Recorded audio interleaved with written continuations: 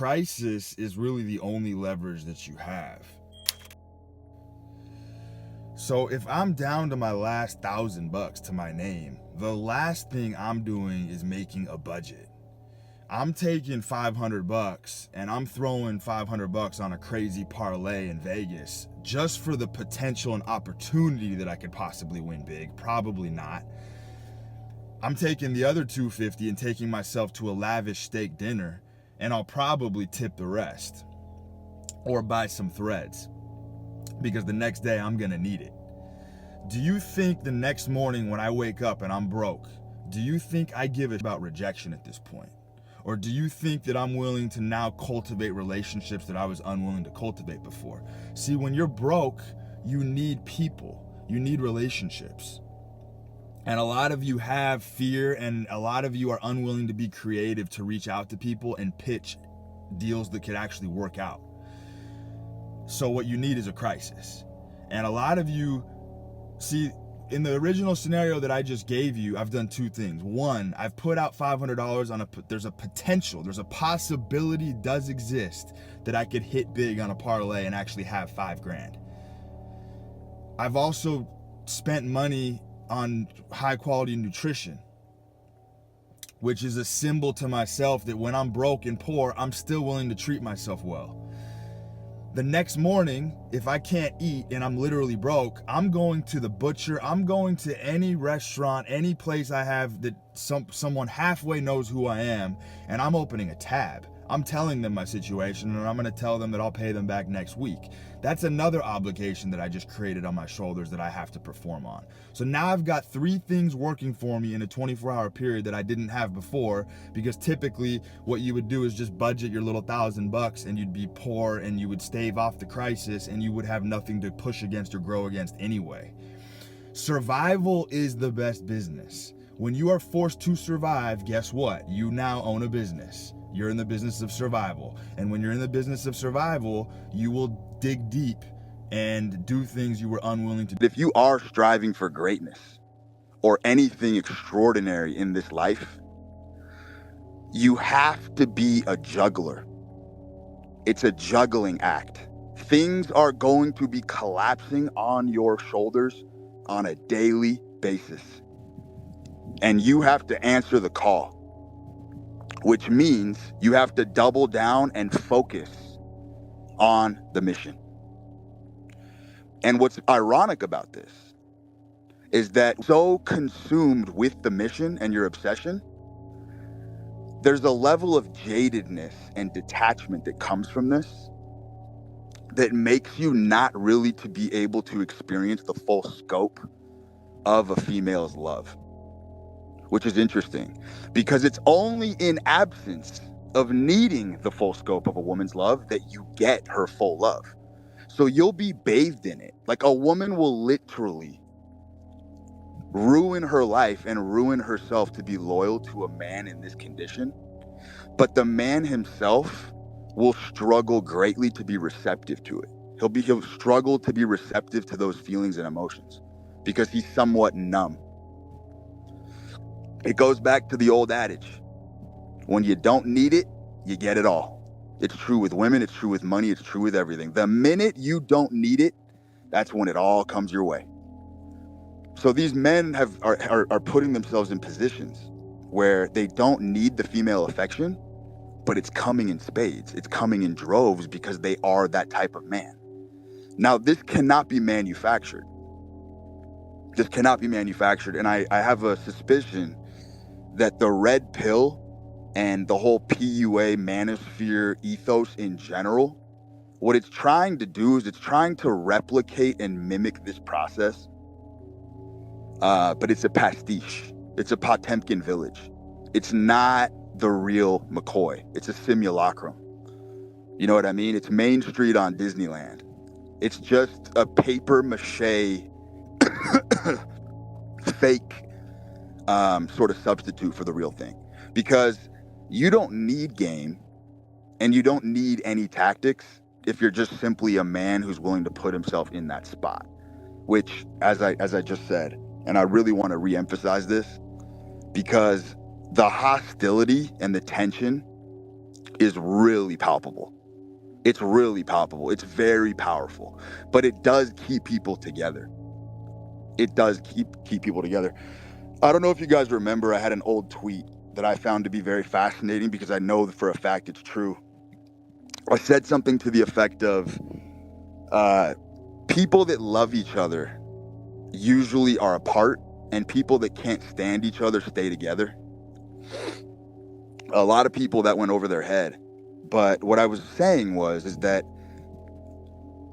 people, like most people, the true love of their lives, they're separated right now. They're separated right now. There are women all over the world that are pining. They're pining after a man who they no longer have possession over. And they're with a placater. They're basically with like a placeholder. But they would leave the current man they're with to go back to that guy in fucking 2 seconds if they could. Because love is so powerful that it actually does tear people apart. And most people that are together long term, most, not all, but most, sort of dislike each other. And they're there because they're just tolerating one another. They're just simply kind of in a holding pattern of submission, where they're just kind of tolerating each other's imperfections. They're not really pushing each other to the next level. They're not really building anything together. They're just sort of kind of coasting, because life does feel more comfortable when you have your back against somebody else's back and it feels like you versus the world. That's most relationships. But the intense, fiery, passionate ones, they tear people apart. And it's one of the great questions, it's one of the great philosophical questions that has racked the brain of every great psychologist, every homegrown thinker, every brain trust. Nobody's been able to figure this one out, because it's just ingrained, it's hard coded into the human experience. And I think this sort of tension that I'm talking about with females, with friends, with relatives, with relationships, I think this is the largest deterrent as to why people don't actually go after their dreams. Because you have to be able to sustain a very imbalanced life to be the kind of man that you want to be. You have to be in a very, very imbalanced state. And you have to be able to sustain that state and sustain that pressure for a long time. There's no optimization. There's sleepless nights. There's fucking tremors. There's delirium tremens. There's days when you feel like you're going to lose your fucking mind. There's days when you feel like you're a loose cannon. You're just being charged and pressured, and the walls are closing in on you, and you're just being, your humanity is being tested at all times. Your sanity is being pulled upon. It's a game of tug of war. And it's relentless. It never ceases. That's why you have to be a sicko to enjoy the game at the highest levels, because you have to enjoy the perturbations of your mind. You have to enjoy the elasticity of pushing your mind into a previously unknown state, and then having the faith and conviction that your mind, even when it's stretched to the limits of insanity to pull off your dreams, you gotta have the faith that you're gonna be able to come back to sanity.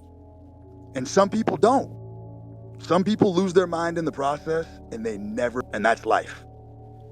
But some people have that elasticity, and no matter what you throw at them, no matter what's on their shoulders, they find a way to rein it back in and maintain that locus of control. And that's the game right there. That delicate balance. Dancing on the edge of the razor blades.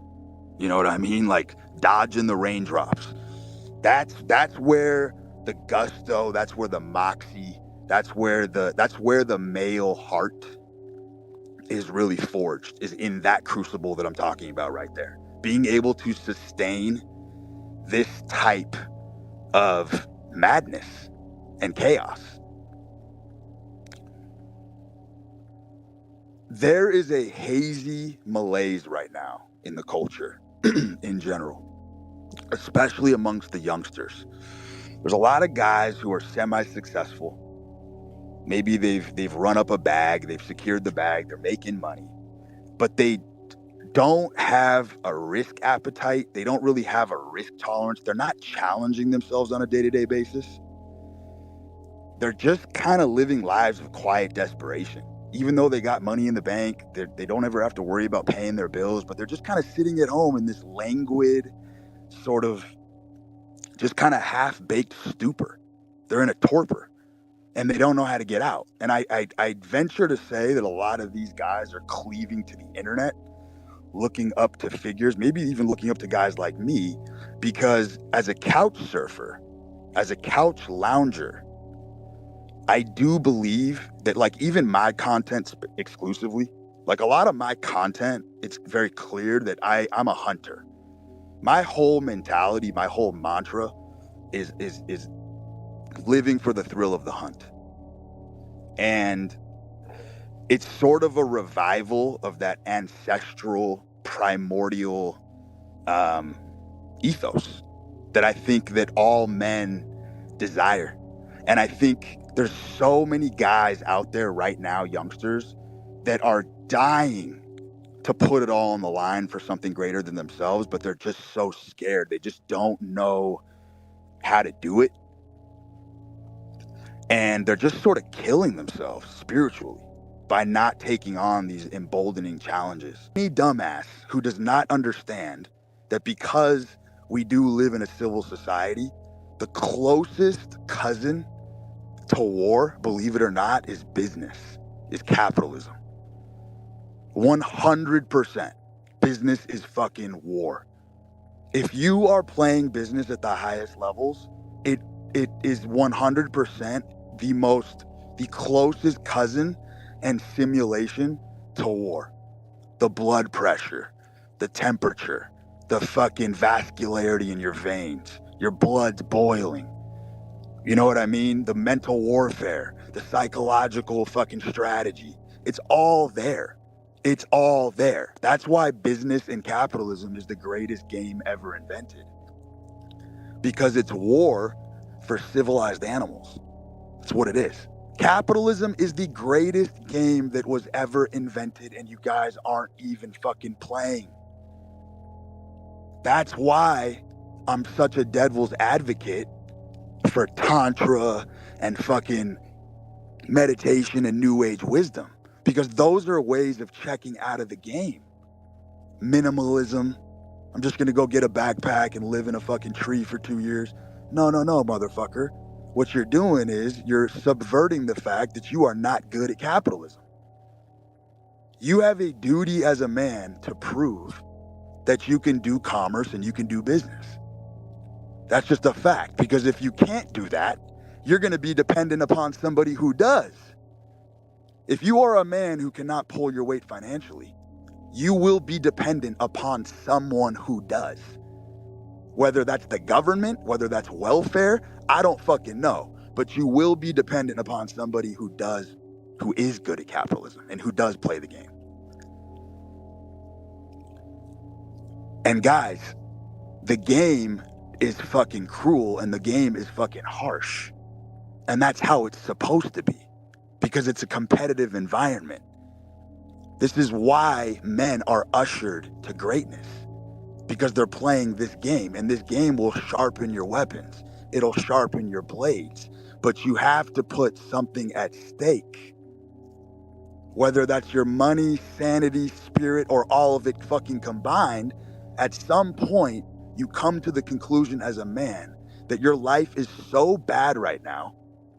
What the fuck do you have to lose by going all in? What happens if you lose? Oh, you just go get the job back that you fucking hate? Big fucking deal. Oh, you go get fucking $2 ground beef and take a shower at the beach? Go get a fucking blow-up mattress in a little fucking office? Who gives a fuck? You can fucking roll the dice on any opportunity. Anything that you want, you can have. It's all for the taking. It's all up for grabs. It's the year of the everyman. An ordinary man can stand up and make himself great and become anything the fuck he wants to be. That's just what it is. The culture is extremely decentralized. You have all the fucking tools. You got a phone, you got a fucking Twitter account, you got fucking food in your belly. The fuck are you bitching for? You gotta take some shots. You gotta take some fucking shots. You gotta break the mold. It's the only way to transform. You have to put yourself in very uncomfortable, and I mean very excruciatingly uncomfortable situations if you want to grow. If you want to be the same motherfucker year after year who when people ask you how you doing, oh, same old, you can be that guy. But that's not how I'm responding when I'm asking how you been. Someone asks me how you been, I ain't saying same old. I always got new interesting fucking ventures going on. I'm fucking partnering with a fucking supplement brand. I'm releasing a fucking BruteDeforce product. I'm trying to put my mind in a bottle. I'm gonna incubate myself in a lab for 2 months, and I'm gonna do my best to scour the earth for the finest ingredients on the planet, and I'm gonna try to take my mindset and put it in a fucking bottle. That's what I'm gonna try to do. I'm gonna attempt it. I'm also, my end game, I'm gonna build my own fucking sports book. I'm gonna be the house eventually. So it's like the projects and opportunities are never fucking ending. It's why I have zero sympathy for a motherfucker who wakes up and bitches and complains about his life in a capitalist society. It is the funnest, most ethical game you can play. It's that fucking simple.